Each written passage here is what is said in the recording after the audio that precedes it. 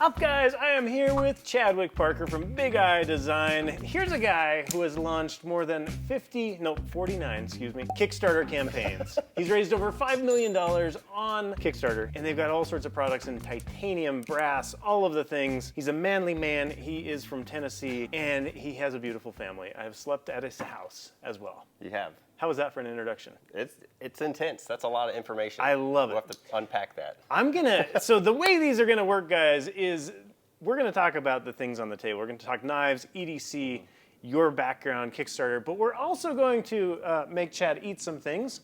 So while we're here, we've got the local delicacy of a Mexican sucker. Let me pull this out for you. I've heard of these. Go ahead and try it. You'll have to let me know how you like it. Save this for later because you might need it. And? I get heat first. There's no sweet. Salty, which I love salt. So that's a winner. I love it. While you're thinking about the flavor. I'll just let it camp out here. I like it. My first question for you, Chad, is you've just launched your latest Kickstarter, is this knife. First of all, tell us about it. And then I want to know why knives, because that's not where you guys started. So let's start with the name. This is the TI Pocket Knife 2.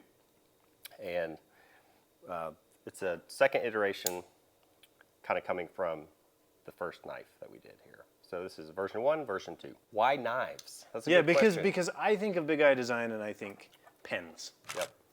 And you guys are making a big foray. Can I use the word foray? That's a big word. You sure can. You're making a big foray into knives right now, along with pens and along with things like that. Whereas previously, I think you were more like bit drivers and, I don't know, pocket tools and things like that. But right now, it's like, we are interested in knives. It definitely started back when we were doing the, let me grab another one here. So the TPT. So the TPT was the first blade-friendly tool, right? Yeah. Pocket tool we had. So with this one, you know, this has always been one of the most useful carries I've ever had. Just put it in the fifth pocket, cope in little boxes, string, whatever we need to cut with it. And so I feel like we've been doing knives, but more in the utility blade format for a while. So to me, the simple answer is a knife is just another tool to go with you every day. Nice. Like, there's not a single day I don't use a knife. Yeah. So, or my kids ask me to use the knife, or, you know, like, hey, can you open this thing for me, or can you cut this thing for me, Dad, or whatever. So to me, it's super useful. Here's the answer. Here's another like interesting thing, because you're not just doing knives. You have like purchased equipment. You've leased a shop or bought the shop. Yeah, we leased the space, but we bought the machines. You're in several $1,000s of equipment. You have hired Mac, who is an ABS, American Blade Society mastersmith, right? Journeyman Smith. Journeyman Smith. Yep. Like, you didn't just be like, let's design a knife. No. You like bought a shop and got a guy. Yep. I would say this this knife is the one that Joe, myself, Brantley, like we all kind of worked together in designing this knife. Yeah. But as far as the lookout, that's definitely a Matt Kelsey design. I always mess up his name. He always corrects me too. I love it. So yeah, so this is taking all of his knife knowledge of being an ABS journeyman smith, and we call it the lookout. That's cool. The fixed blade. So. And you make this overseas and domestically, right? Yes. So parallel path production. That's very cool. Yep. That's one of the great things about our U.S. shop is it's opened up so many new opportunities for us to kind of make different custom versions in the U.S. and not have to meet huge MOQs overseas. What's an MOQ? Minimum order quantity. What does that even mean? It means you have to buy a certain amount to even make them. So with the U.S., we also have minimums, but it's way lower, around 200 typically, 200 to 250. When we want to buy the blanks, have those lasered or water jet cut out. So it's been a lot of fun as far as like just going there, seeing the machines, working with Mac directly and the other two operators. It's cool. I've been to their shop. I've been to their shop. Yeah. No, it's so cool to me because I think a lot of folks are like, look, you got to make stuff and hire your neighbors to make stuff. My philosophy is a little different. The accountant is the neighbor. The lawyer is a neighbor. We do a ton of stuff where we hire a lot of people within our community. But I also love the fact that you said, let's actually go and make things on the ground. I love it. It's inspirational for me, who we're doing stuff, we're making things. I would love to be able to walk down to the shop or ride a motorcycle like a cool kid, which you do all the time, and see how things are going. I think that's a really cool part of your business. My question for you now is, you've got this Kickstarter going. Did you ever think that you're a master at Kickstarter, but like this one in particular, why is it cool for you guys? I like to share what we create with people first. Yeah. Like, I've never tried to sell it to them. I'd rather share it first. Yeah.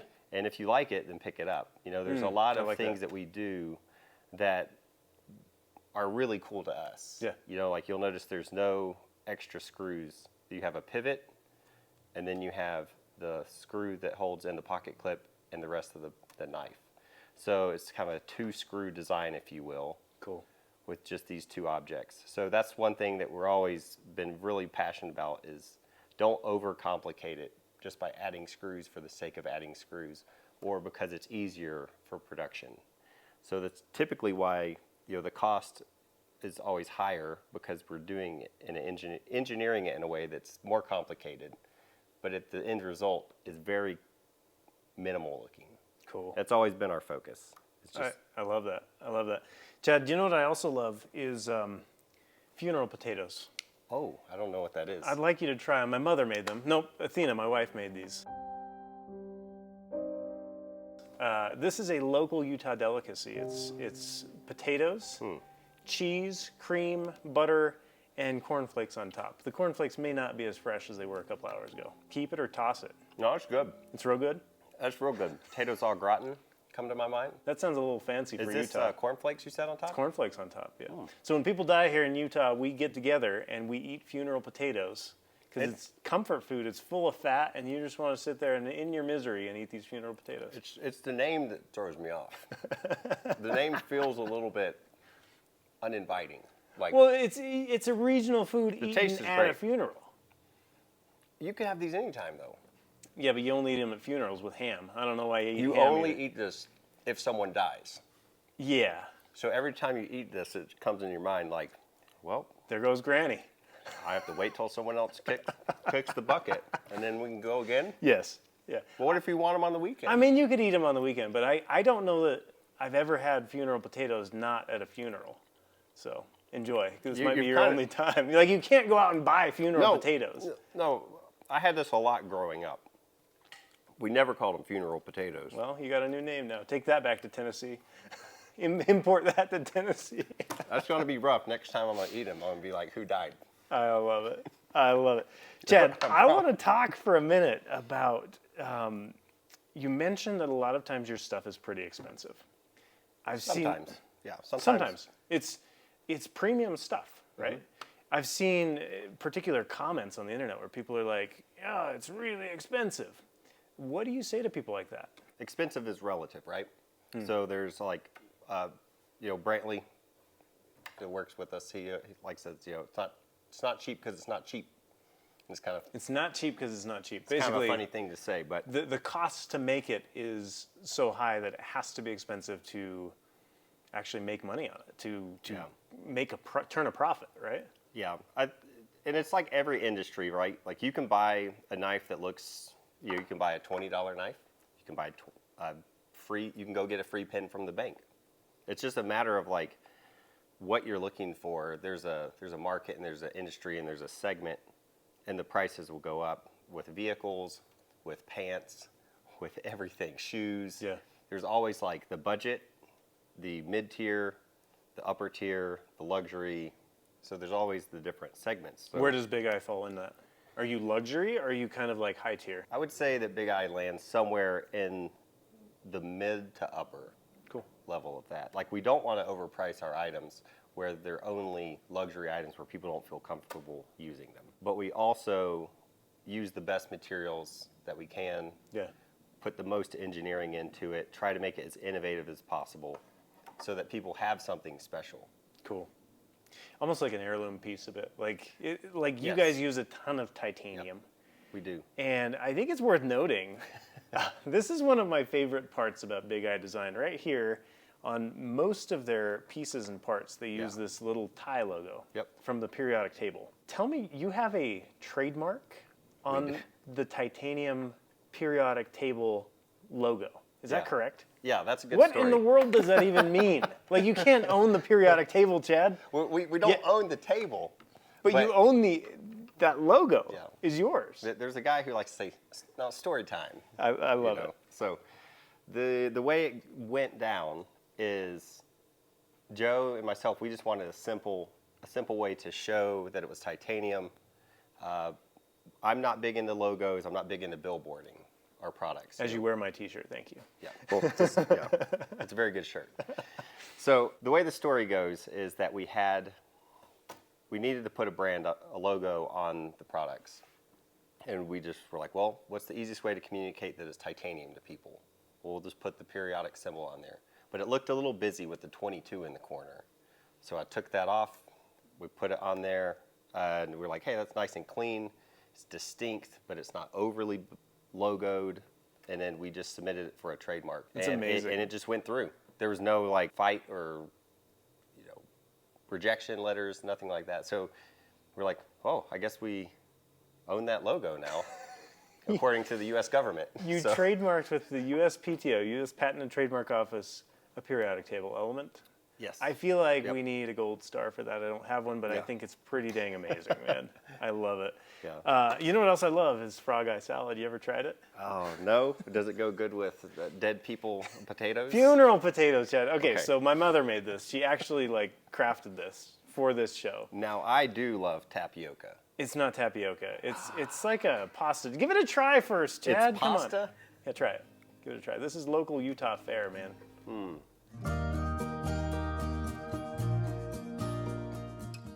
You're a big ruminator. I like the... I get a lot of citrus, which is good. I like the mandarin oranges. It's got pineapple in there, too. There's pineapple in there, too. Okay. So, my mom would probably make this, I don't know, quarterly. Okay. And she'd make a big bowl of it, and we would just, eat it straight from the bowl like savages. This would be like a summertime thing for me. Okay. Fair. Especially being cold, it's refreshing. I love it. This is a winner. I'm so glad. Potatoes are a winner, too. I would just eat them any time of the year. Yeah, that's fair. Not just a funeral, huh? No, definitely. Chad, you and I have a project going together right now.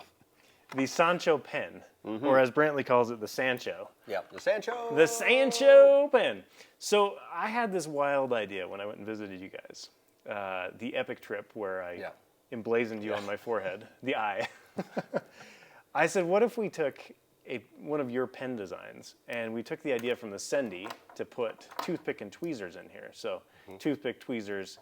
But I was like, what if we stuck them in the end of this thing? Yep. So Naps and Big Eye, we just launched this on Kickstarter about 3 weeks ago. I think when this video comes out, it's the last couple of days of this campaign. So if you're interested in the Sancho, go ahead.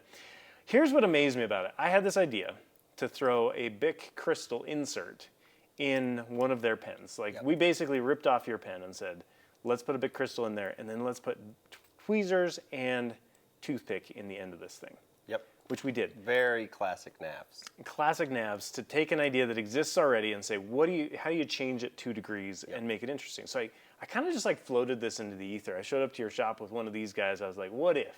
Yeah. And you guys were like, let's do it. Yep. And it was amazing to me because we had a prototype in hand in 3 weeks. Yes. That's remarkable. Yeah, I think you and Joe really crushed this thing. I feel like I can't really take much credit for this pen because you and Joe really kind of fast-tracked this whole idea. I agree, but the fact that you could 3-week prototype a pen, and I mean, the interesting thing, so pull your other pen over there. Yeah. We re-engineered the entire inside of this thing because your typical pen does not have, so if you pull the inside out, it doesn't have this column in there, is there? No, it's freestanding. So you guys designed, engineered, worked with your partners to make this thing feasible with a Bic crystal, and you did it in a week and a half. Yeah. How did you get your business so streamlined in a way that you can iterate so quickly? It kind of goes back to the origin of the company. Is when Joe and I started Big Idea Design, we didn't even know you could OE anything. We didn't know What that. is OE? So when you have someone else make the products for you and put your logo on it. Yep. It's kind of like custom made products through another manufacturer. We didn't even know that was a possibility. And so we just started meeting with different people, different factories, and building our own supply chain for things. And along the way, we met a fantastic project manager who we did a project with, and then that relationship was built. He actually had a license for the technology of retractable wheel hub that would suck in the cords, and so we started working with him. Cool. And from there, it's just been pedaled to the floor since then. So he had a lot of manufacturing experience, and so any good idea, bad idea, weird idea we could throw at him. Big idea? I guess so. Think I about wasn't it. going to say it. But no. I love it. Mainly strange ideas, Yeah. just curious ideas. Could we do this? Could we not do this? And then we would go from there, and it cut out a lot of the back and forth that you have trying to work with larger companies. Cool. He was like our project manager, liaison, master of all things that just helped us really accelerate. So a little bit of your history. You and Joe are living in China. You're working for a different company. Yep. And you're like creating this, so you're in Beijing making a supply chain for what kind of products? Pens? What were you, because you got the project manager, you've got these wild ideas, but how are you making this thing real? Well, we could back up to the origin. Joe and I, our first company we ever started was a children's furniture company. And so... How did it go? the products came out great. The designs were exactly what we expected. The selling part did not go so well. Your first Kickstarter, if I'm not mistaken, you were looking for $40,000. You raised $6,800 from 48 backers. Now, I'm not trying to pour salt in an old wound, but that's not very good. No, that's like funeral potato good. You could eat funeral potatoes over that Kickstarter, right? Like you'd break these out because obviously that project did not work. But you're in a totally different era now. I mean, this thing has been live for a week. Yep. And I think you've got 200 something backers, 60, 70K. We're very thankful for everyone who jumps on the project and checks it out. But you're way past furniture territory. How did you Yes. end up making children's furniture? And now you're making knives, you're making pens. How did that even happen? So I think the easy answer is it's all design. And I've always loved design. Joe's loved design. And so we got together and we just tried to see if we could get the things that were in here out into the world. So with the furniture, children's furniture, I volunteered to redecorate a first grade English class while we were living in China. And so totally unpaid, totally just volunteer, like, sure, I'll do it.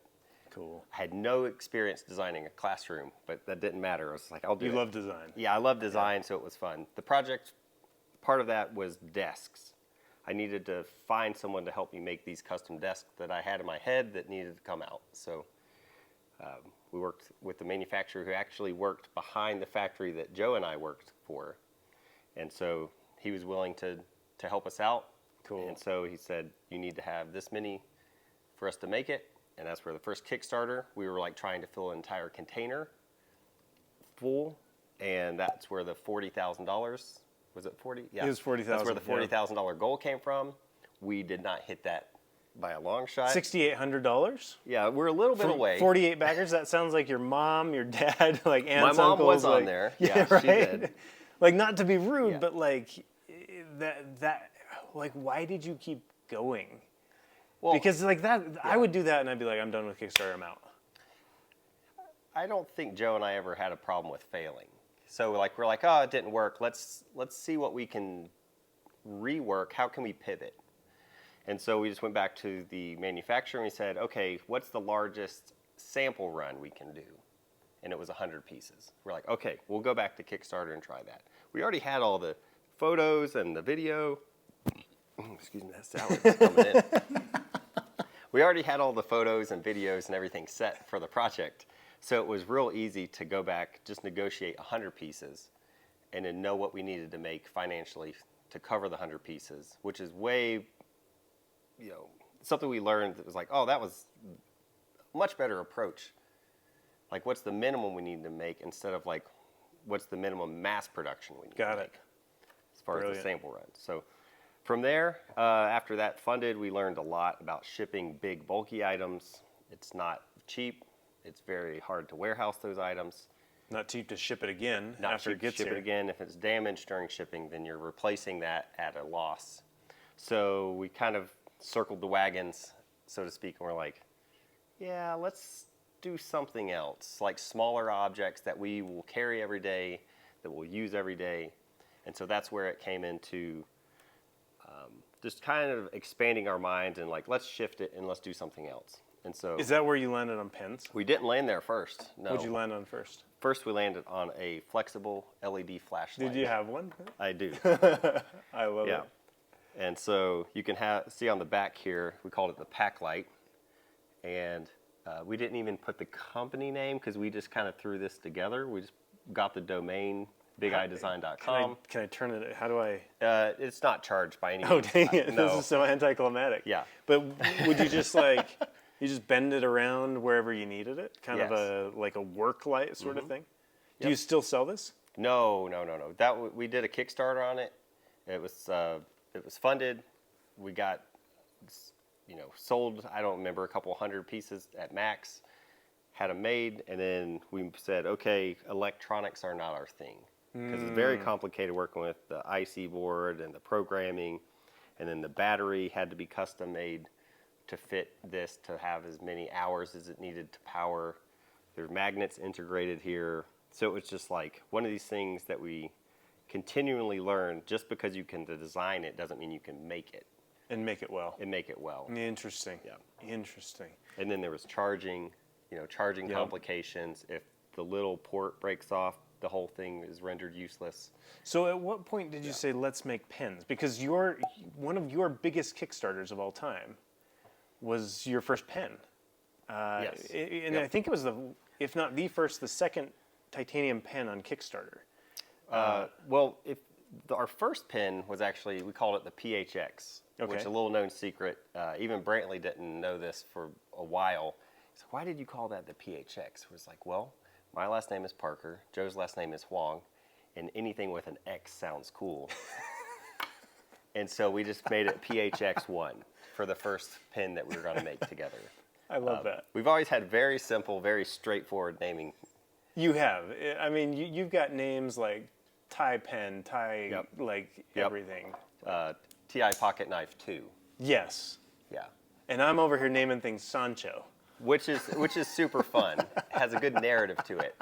I think that's why I love this collaboration so much, is because you guys are so like, we will name it the TI2. And I'm like, yes. And now we will put toothpick and tweezers, and we will put a stupid name and a stupid story on it. Because I think for me, I love that part of design where it's like, it's not just the object, it is the story that goes with it. I took a class in college. Don Quixote. It was a 5,000 level Spanish class. I went to the professora and I said, hey, can I come in? She's like, yeah, he speaks fine Spanish. Come on. If you want to, this is going to be a pain in the butt. And I'm like, I'm in. I want this. Love a challenge. Love a challenge. And so, but then I take that story of like, oh, I learned about Don Quixote and these windmill projects because Don Quixote was like deranged. Yeah. And he like thinks he's a knight and he's going and fighting these windmills. And I feel like sometimes design is like that. You design these things, and it's like, this might be a dragon, or it might be a windmill. You don't know until you're on the adventure. Yeah. That's how our first pen was. So, like the PHX1, we wanted to cram everything we could. How could we maximize this? Could we have put an X-Acto blade on one side with a little collet that tightens it down, and could we put a pin on the other side? Logistically, that's a horrible idea. We found that out. You didn't know, though? Well, it's all exploration, right? Like, no one has done this. Why has no one done this? Let's try it. Yeah. We'll make a wooden box, made our own custom ruler as the lid.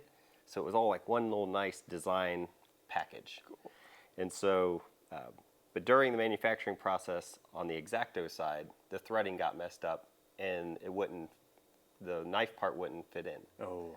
And so we had probably 300, 400 pin bodies that Ouch. wouldn't actually complete the design. Oof.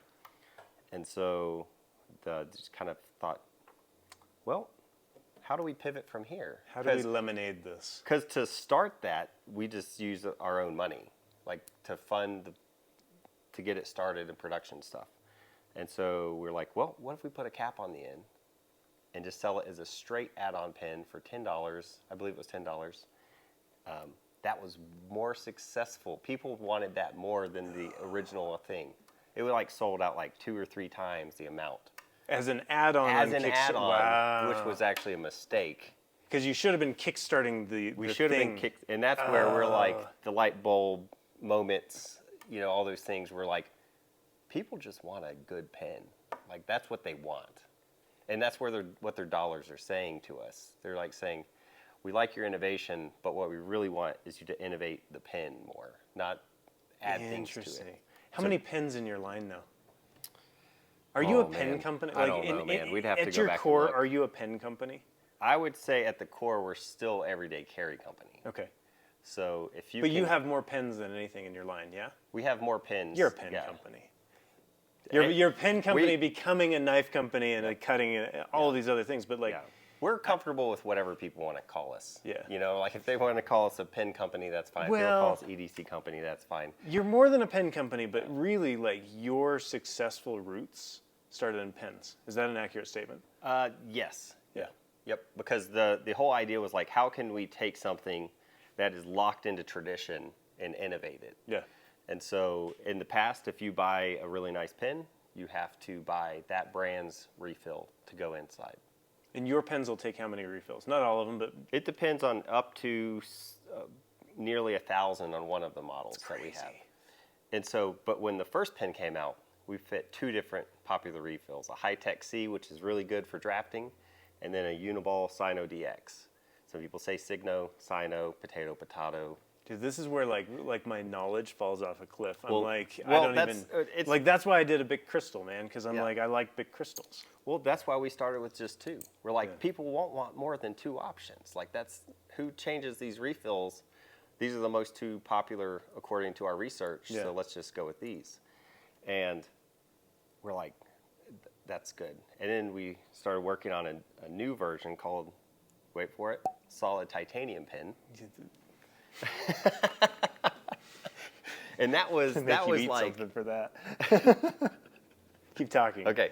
So when we did the solid titanium pen, working on that, it could take, I believe, 35 refills, and our mind was blown. We're like, Cool. this is the peak of performance. Like Yeah. you cannot.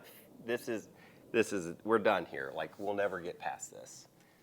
And that was I think that aspect of it, of giving people control, if you want like a really nice pen writing experience, but maybe you don't like the plastic body, you want to have something you can keep forever, build a history with it. And that's where the story, I think, connects between NAFS and Big Eye Design. Is like, we love lifetime stuff. Yeah.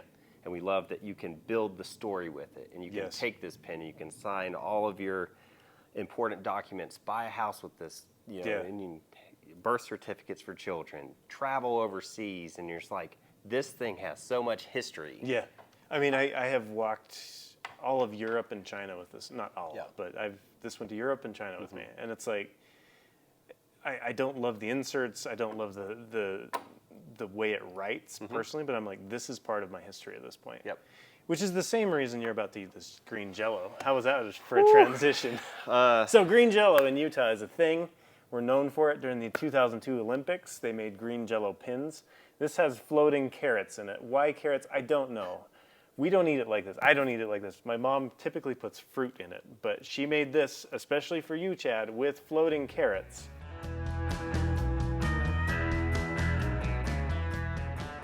Have you ever seen National Lampoon's No. Christmas Vacation? No. Is that part of this? There's a scene where the ant shows up with a Jello mold, Yes. and it's actually cat food mixed in. No, this the is Jello? real. Okay, This is just real checking. carrot. Give it a Just- try. just This checking. is a Utah delicacy. I'm not really liking this one. These other 2 Chad, day, all you're day. so diplomatic. Like I'm not. I feel like I don't really love it. I'll explain why. I feel like this is someone trying to justify eating Jello and saying, but it's healthy. Oh, okay. Kind of. Yeah.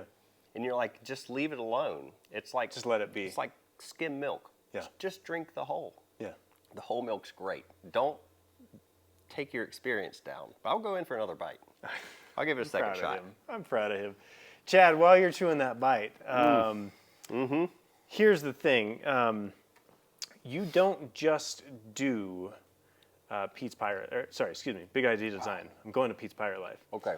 You do Big Idea Design, you do exclusive, which is influencer stuff. So you run the Excite exclusive with an X, PHX exclusive.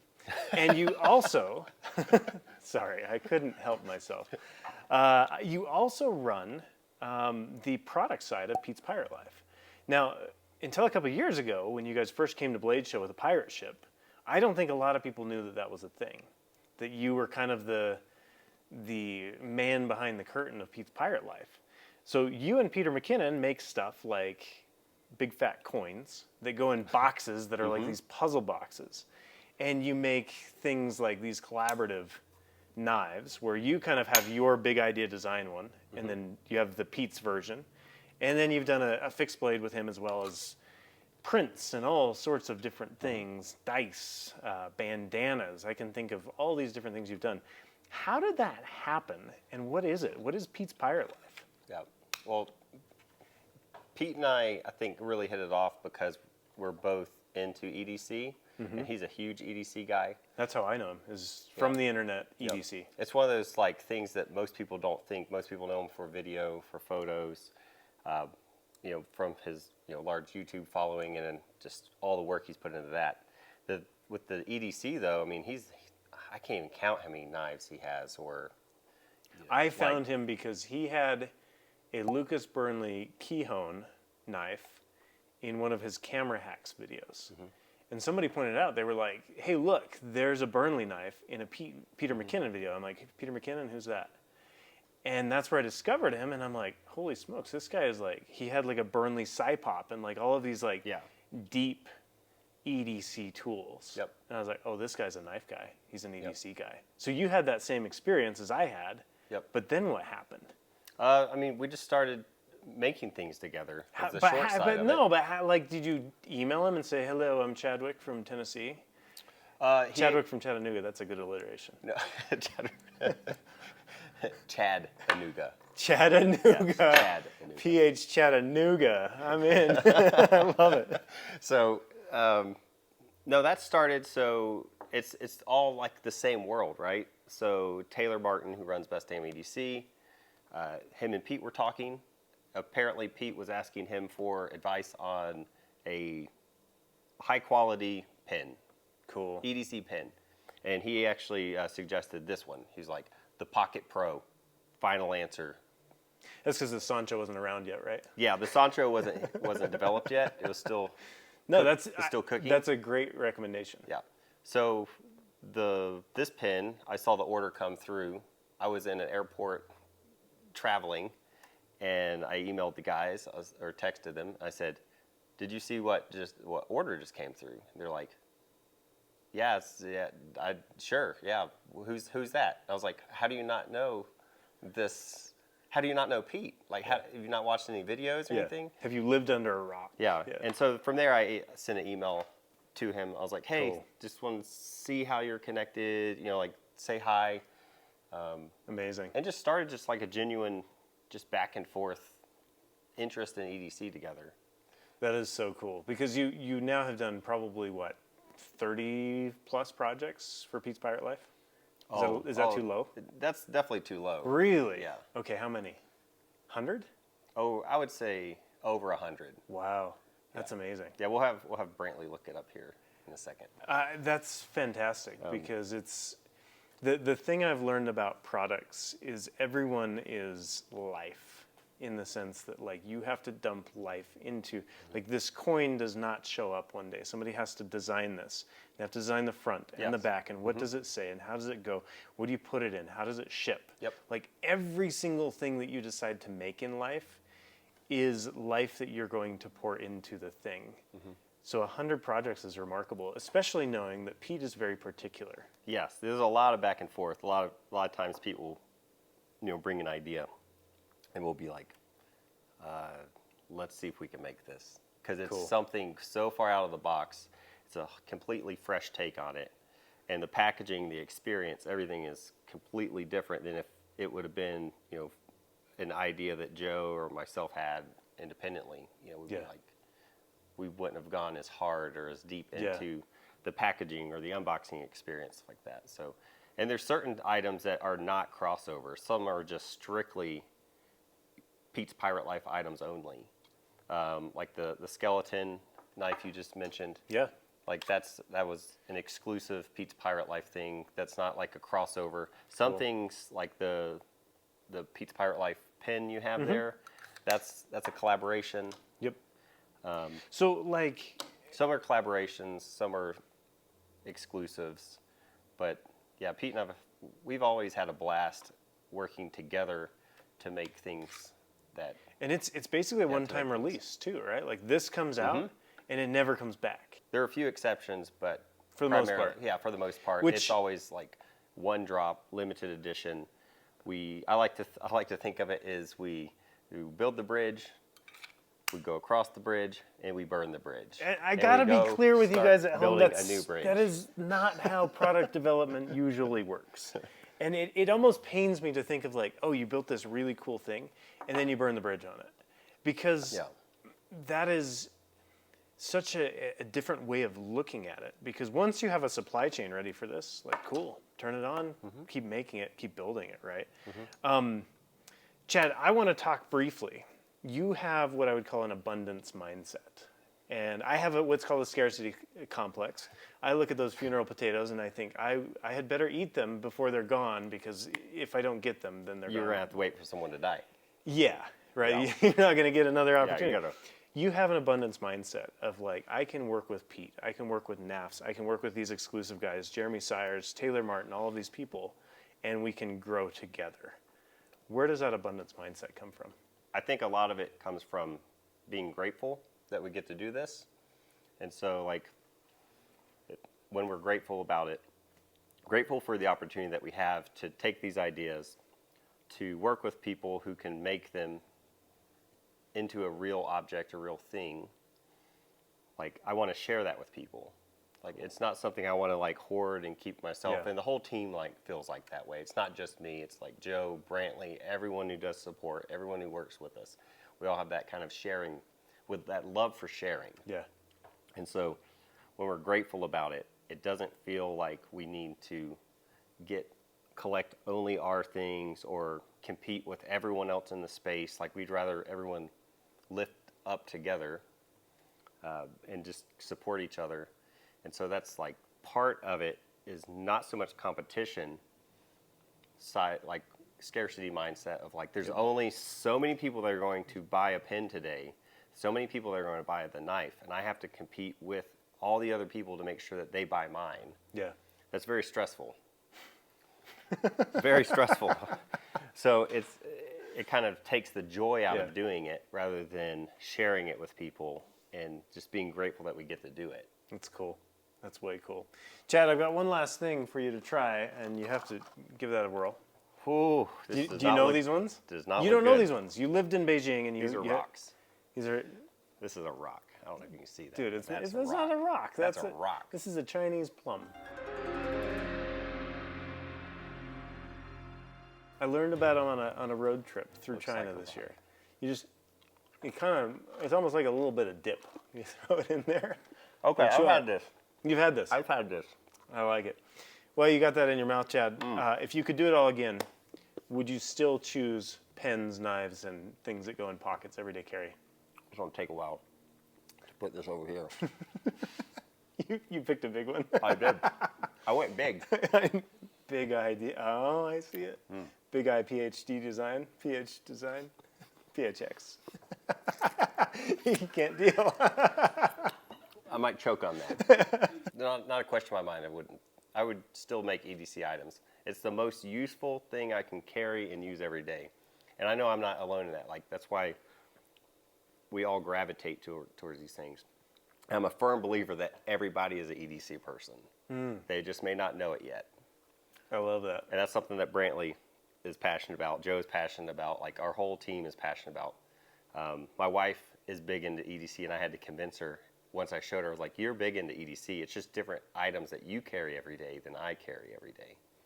But there's definitely items that are just like indispensable, will not leave the house without this or this or this in your pocket or your bag or your purse. And so that's why it's a category that's exciting. It's always expanding to me. And it never gets boring. Never gets boring. So. That's so cool. Guys, if you want to find Chad and the entire Big Idea Design crew, bigidesign.com. Did I get that right? Yep, just the letter I. Big I Design. Yep. Letter I design.com. You can also find them on the Instagrams, on the interwebs, and you can find them when Pirate Life does a drop, which you never know. You never know. You sign up. Yeah. And then you know. Yep. Right? It just happens when it happens. It's amazing. Chad, thank you, my friend. Yep. Good to have you on. Guys, if you like this kind of thing, definitely subscribe, and we'll have another video coming out for you next week. Okay, so I forgot to add this during the show. This was supposed to be the middle of the show, Chad, but I wanted you to give me a brief on what is happening here. What is this? This is Ben Ross. This is my middle son, Jackson. So when Ben came to stay at my house, he really had a great time with Ben coming to visit. And so he's also a bit of a jokester. So he came to me giggling, almost uncontrollably. Jackson did. Yes, saying, I drew a portrait for Mr. Ben, will you send it to him? And so I couldn't contain myself, so I had to make sure that he knew it was him with the Ben Ross there. And yeah, so it's a portrait of you. It's a portrait of me as Ben Ross, which is a theme. I'd like to present this to you. This came from one of our customers. This is from a customer named Brooksy. He painted this and sent it to me, and I said, I don't know where to hang this, but I think you have a place to hang this, Chad. Yeah. And so I'm going to give this to you. Oh, thank you. Thank you very much. This is awesome. I have a good spot for this. I know exactly where this is going. I don't know. This is my life. Enjoy. Yep. Thank you. Thanks, Ben.